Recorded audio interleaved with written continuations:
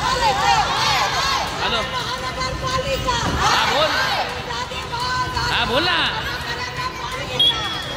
ठाणे महानगरपालिकेच्या वतीने कळवा प्रभाग समिती अंतर्गत येणाऱ्या विविध परिसरांमधील पाणी हे ठाण्याला वळवले जात असल्यामुळे आज राष्ट्रवादी काँग्रेस पार्टीच्या वतीने कळवा प्रभाग समितीवर मोर्चा काढण्यात आला होता.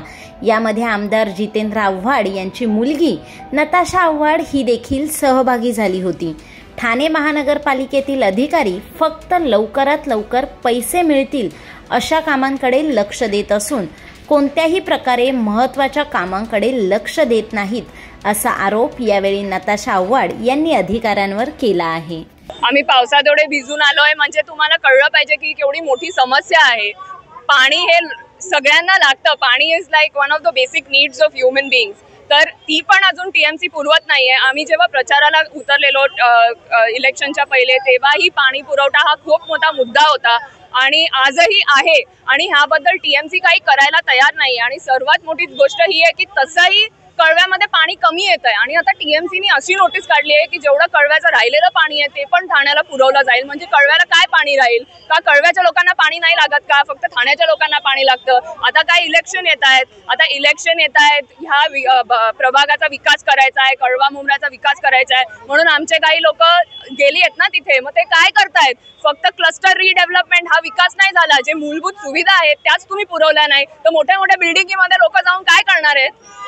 तुम्ही आता सत्तेत आहात ना, तर कळवेकरांचे हे जे बेसिक नीड्स आहेत, पाणी झालं, कचरा झालं, गटारं झाली, हे झालं, ते सोडून रस्ते ते सोडून तुम्ही क्लस्टर डेव्हलपमेंट करायला जाताय. खूप छान. कळव्याचा विकास असाच होता राहावा. पण ह्या ज्या मूलभूत सुविधा आहेत यासाठी तुम्ही तुमच्या बॉसेसकडे का फाईट करत नाहीयेत? का तुम्ही टीएमसीला सांगत नाहीत की आमच्या कळव्याला पाणी द्यावं? म्हणजे द्यायलाच पाहिजे तुम्हाला. एवढे वर्ष सत्ता असून देखील धरणाचा प्रश्न अजून मार्गी लागलेला दिसत नाहीये, परंतु बिलं देखील मोठ्या प्रमाणात घेतली जातात. हो, तेच म्हणजे मी तेच सांगते ना, टीएमसी धरणं हे सगळं सोडून जे कामं लवकर होतात, एक महिन्यात होऊन जातात, लवकर कॉन्ट्रॅक्टरना पैसे मिळतात, ऑफिसरना पैसे मिळतात, मधले जी लोक आहेत त्यांना पैसे मिळतात, असेच प्रोजेक्ट टीएमसी राबवते. हायवे पेंट करा, हे करा, काहीतरी ब्युटिफिकेशनच्या नावाखाली काहीतरी 4-5 गोष्टी लावा, बेंच लावा, तिकडून पटकन पैसे मिळतात. जे ऍक्च्युअली मोठे प्रोजेक्ट आहेत, ज्याची गरज ठाण्याला आहे ती ते लोक करणार नाहीत कारण त्याला टाइम जास्ती लागतो, पैसे लवकर येत नाहीत, कमिशन लवकर येत नाहीत, बिल्डर फ्रेंड्सना काही त्याच्यातनं मिळत नाही. म्हणून ह्याला हे प्रोजेक्ट आहेत ते कधीच होणार नाही. टीएमसी कधीच करणार नाही. आमदार जितेंद्र आव्हाड यांनी 10-15-20 वर्षापूर्वी सांगितले की आपल्या धरणाची गरज आहे, आपण पालिकेला सूचना होत नाही. नाहीच होणार आहे आणि आम्ही आंदोलन करत राहू आणि कळवेकराचं ते हक्काचं पाणी आहे ते त्यांना मिळायलाच द्यावंच लागणार टीएमसीला. राष्ट्रवादी काँग्रेस पार्टी लोकांच्या हितासाठी नेहमी मोर्चा काढत असतं. मग तो पाण्याचा प्रश्न असू दे, तो लाईटचा प्रश्न असू दे, तो खराब रस्त्यांचा असू दे किंवा अजून कसला असू दे, आम्हाला फक्त लोकांचं हित बघायचं असतं. यात कुठचंही राजकारण नाही. पक्ष म्हणून आमच्या पक्षाची ती भूमिका आहे, आमच्या नेत्यांची ती भूमिका आहे की सर्वप्रथम लोकांना ज्या सुविधा आहेत त्या महापालिकेने दिल्या पाहिजेत. आणि आजच्या वेळेला तुम्ही बघितलं तर महापालिकेचे अधिकारी, सगळे अधिकारी, अख्खी महापालिका निष्क्रिय झालेली आहे. त्यांच्या मी कालच आपल्याला सांगितलं, त्यांच्या डोळ्यावर एक वेगळ्या प्रकारची पट्टी बांधलेली आहे, पैसा नावाची पट्टी बांधलेली आहे. त्याच्या पुढे काय दिसत नाही. हे पाणी जातंय कुठे? शहरामध्ये जे RMC प्लांट्स अनधिकृत चालतात, मोठमोठे टॉवर्स चालू आहेत, मोठ्या बिल्डिंग चालू आहेत, ठाणे शहरामध्ये अनधिकृत बांधकामं चालू आहेत, ह्यांना पाणी जातंय. त्यामुळे लोकांना पाणी पिण्याचं काय यांना पडलेलं नाही. लोक यांना काय देणार? फक्त बिलं भरणार.